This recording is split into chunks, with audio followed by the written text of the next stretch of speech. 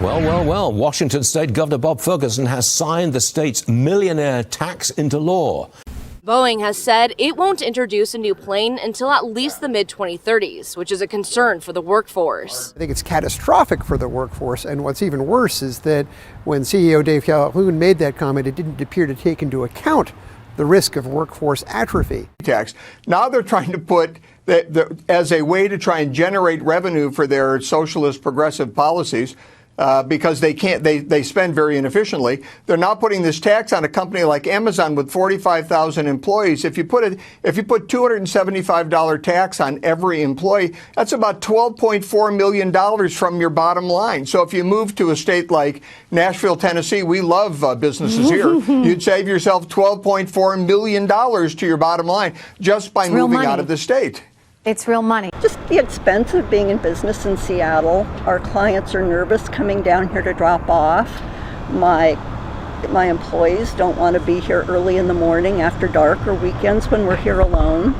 Every Monday morning when we come in, there's graffiti and needles and the mark of our lovely burning mattress that we had last Monday. And we're just tired. We're tired of fighting with it. Life. Just last month, we announced Hyundai is moving their advanced vehicle research and development facility.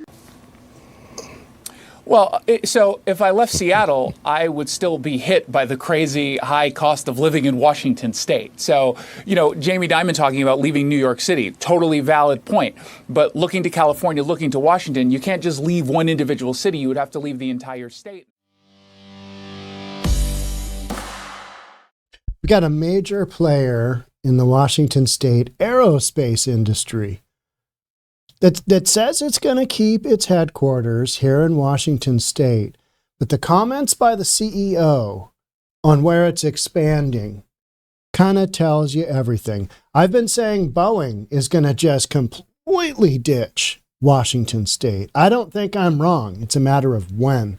Well, there's all these other outer lying players that I think are going to expand elsewhere and continue to shrink in Washington State. Let's get in. Utah, more than 270,000 square feet of new space, 250 plus jobs, plus potential for 1 million square feet in Idaho or Montana. Not Washington. April 16th, Janicki Industries out of Sedro-Woolley. Where is Sedro-Woolley? Sedro-Woolley is up north. It is by kind of the Anacortes area, not far from the Canadian border, way up north. Announced a multi-state growth plan to address growing customer demand in the aerospace, defense, space, and marine industries. We have so many players like that. So many smaller, mid-range, big players because Boeing over the years, right? Plan includes new and expanded facilities in Washington and Utah, 270,000 square feet, 250 jobs, but 1 million square feet new operations in Idaho or Montana. In Washington, Janicki continues to invest across multiple sites. Company has purchased a 40,000 square foot facility in Mount Vernon, designated MV1, which is undergoing renovations to modern standards and will be outfitted with advanced machining equipment that adds 75 jobs. They're going to expand its 251,000 square foot Bellingham facility, purchased in 2022. We've got some machining equipment, autoclaves, ovens, expanded clean rooms for composite layup. I don't even know what that is. It sounds complex, but that's what you need to make this stuff, right? Bellingham site anticipates growth with 125 new jobs. Company is completing construction of Building 12. We've got a 162,000 square foot manufacturing facility. Washington footprint is going to be more than 1 million square feet. So big operation. A lot of square footage. Here's the crux of this podcast. Washington is our home, and that is not changing. Our footprint here has continued to grow, but it is slowing due to ever-increasing regulations. We hear that so often. States that overregulate, constrict growth. Businesses leave, but more importantly, businesses don't expand. And lack of business understanding, talking about Washington State, and lack of business understanding at an executive and legislative level. He's saying Washington just doesn't get it. Washington simply doesn't understand. I disagree. I think Washington does understand. I think so much of this is literally on purpose. Push out the big companies. Get down to a core of people that are just dependent upon the government. Push out the wealthy people. Push out the millionaires. Push out the business owners. Push out all the people that are going to develop industry, because we don't want them, because they might be able to think for themselves. So these are comments made by John Janicki, president of the company we're talking about.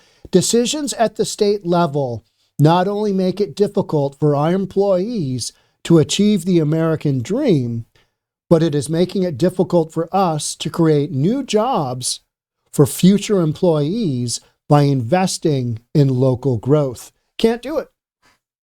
Washington State isn't the place to do it. You got to go elsewhere. You got to go elsewhere. And I think the Montana and Idaho angle, it's close to Washington, right? Why not go to Nevada? Oh, farther away. Idaho, Montana, pretty darn close.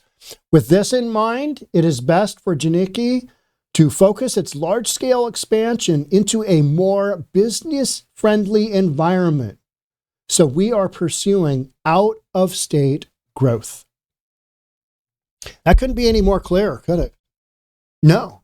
I mean, what have we had? We've had so far in the last year, we've had a proposed statewide payroll tax, right? By Sean Scott, Seattle. We've had a statewide income tax, millionaire income tax come through, which is illegal. That'll be battled out in the court system. Seattle has already got, Amazon tax. You got a socialist at the Seattle level. You've got a governor who is willing to basically override Washington State Constitution and roll the dice on a millionaire tax. None of these things is positive for future development of business. Just doesn't happen. So you've got a ton of leadership that is pushing business out. And if you're going to be doing any kind of development, you're not doing it in Washington State. Janicki's 100,000 square foot manufacturing site in Layton, Utah, will receive a 70,000 square foot expansion on the west side of the building. They're going bigger in Utah. Addition will house milling equipment, 2-story office space, warehouse operations, and a new shipping dock. As part of the long-term growth plan, Janicki is also evaluating opportunities to establish new manufacturing operations in either Idaho or Montana. 2 million square feet of new facilities over time. That's 2 million new square feet in Washington that could have been here, but isn't. Company expects to select one of the 2 states and will evaluate factors including workforce availability, proximity to customers, and business-friendly environments. In other words, who's going to give us the best deal? Where are we going to get the best deal? Who says, hey, why don't you come to Idaho? Why don't you come to, That's all Texas and Florida has done, right? No income tax, strong leadership, pro-business, love America. Washington State, opposite on all those things. Opposite. Both Idaho and Montana offer the workforce, infrastructure, business-friendly environment that advanced manufacturing requires. We are completing feasibility studies in both states, and we'll share more details once a final location has been selected. They're going ham. They're just not going ham in Washington State. Company currently employs more than 1,900 people and operates 1 million square feet. Production, Washington and Utah. Multi-state growth plan positions Janicki to meet sustained demand from aerospace and defense customers while strengthening the domestic manufacturing base. So I first I first read this article on KVI News, and it's got a handful of things. Ari Hoffman carried this one, and let's see if you can read all of that. So some of the things that he was bringing up was Seattle's office market is also showing the impact. We're talking about the impact of major employers shifting their local footprints. Starbucks recently announced a $100 million Nashville operation. So the aerospace that we're talking about here is smaller scale than the Starbucks one, but it's important because all of this works together and all of the patterns right now are out of Washington. Everybody's shifting away from Washington because it's just a crapshoot at what's going to happen, how bad things are going to get. So Seattle office market, downtown Seattle office vacancy reached 36.5% in Q1 of 2026. So businesses that can leave are up and leaving their space. They're not taking down new space, and they're certainly not opening up new businesses in Seattle.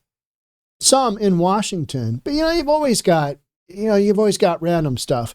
But businesses are shedding jobs here. Population leaving California for the same reason.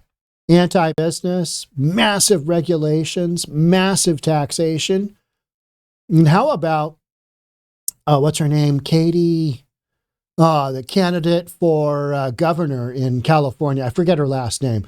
The one that screams at her employees that poured, what was it? It was like a hot something on her fiance or husband's head.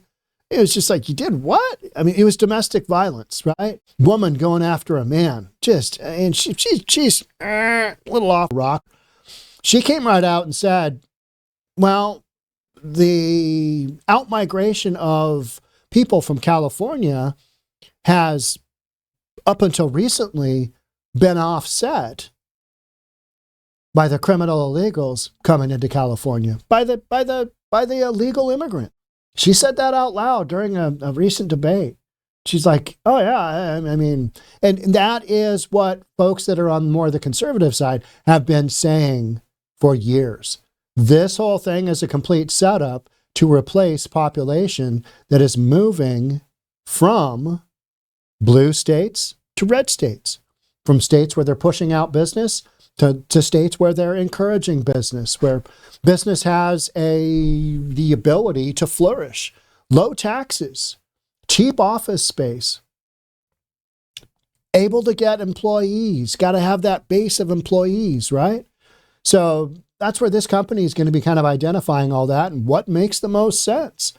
So with notable move-outs, including Meta, this is from downtown Seattle, Meta, Amazon, and other major tenants. Amazon at one point in time was shifting from Seattle over here to Bellevue.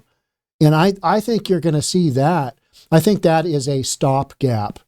I think that is, let's get everybody the F out of Seattle, because with, payroll tax, millionaire tax, all that stuff, it all adds up. And what it adds up to is Seattle and Washington State in general are no longer conducive to do business in. So, and other major tenants, in one quarter alone, the city lost more than 250,000 square feet of occupied office space, driven by companies reducing their physical footprint. Now, some of that is because businesses have recognized we no longer need to have all this space in the downtown, but there are other downtowns that have way less vacant space because they are in cities that are promoting business, not pushing business out. And Washington State, Amazon was able at one time to basically say, hey, we're going to go from Seattle to Bellevue, and that move made sense. Now the whole state is kind of shellacked, right? Whole state. Because it's a mind virus. This whole thing is, it's, right? Who goes out of their way to basically push business out? Hey, we're just going to do a millionaire tax, should be fine. And it's so transparent that what they're doing is they're going to tax everybody. They're just putting it in as a millionaire tax because they can sell it to the constituents who aren't that bright anyway. Because otherwise, why would you encourage a tax that's going to hit you, no matter who you are? And then eventually, the only folks that'll be left are the poor folks who can't relocate. How's that going to go? This is all on purpose. I think this is planned. I think this is literally staged and planned. And, we'll just see how it goes. No, there's an end goal of this. There's an end goal of this, and it's not good for Washington. Amazon alone has allowed hundreds of thousands of square feet of leases to expire in Seattle while shifting jobs to other locations like Bellevue. I think that is only temporary. I think eventually they take those Bellevue jobs and move them out of state. That's what I'd do. That's what I'd do. Move them down to Austin, right? Big tech environment. No taxes like we've got here. They do have some of the highest property taxes in Texas, but that's their main way that they drive revenue into the state. Meta's latest Washington reductions followed earlier rounds of layoffs and mark another contraction in its Pacific Northwest footprint. So we're talking contraction, but more importantly, today we're talking aerospace not expanding, lack of growth in Washington state. Still taking what they've got, making that work, maybe expanding on that a little bit, but not the major expansion, not the 2 million square feet that they're talking about in Idaho or Montana, because those businesses are just, those states are night and day. Now, what I would say about Idaho is that, you look at what's happening in Boise.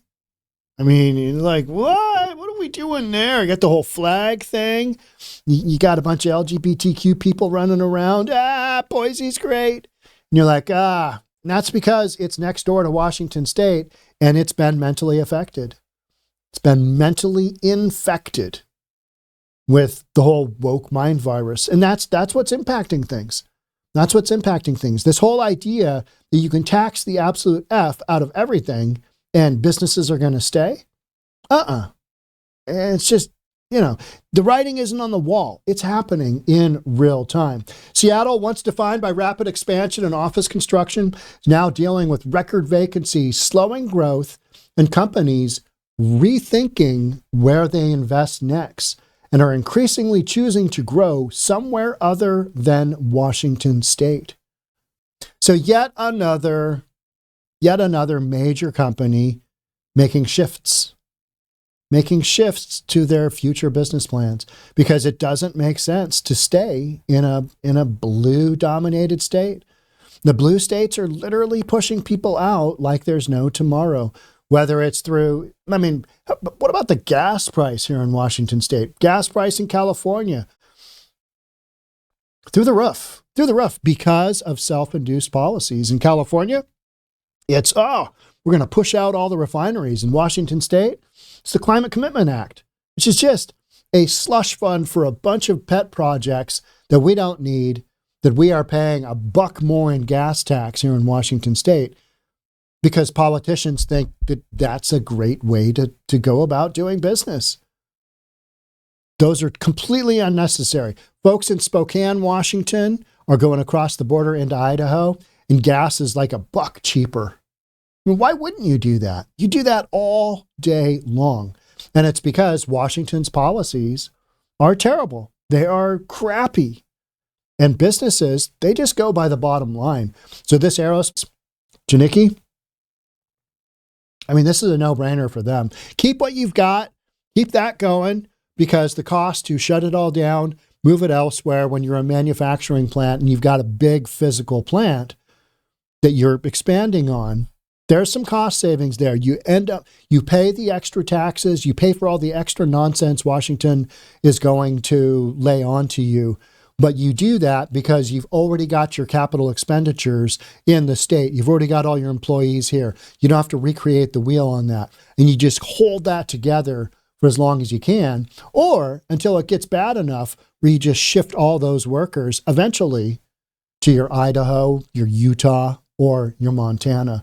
And we're watching that in real time. It's wild to watch. Just podcast after podcast after podcast. Companies leaving. Make sure you're subscribed, hit that notification bell, share with friends and family. Hit that arrow, share. That really helps out the channel. Thanks again for being here. Catch up with you in the next one. Bye for now.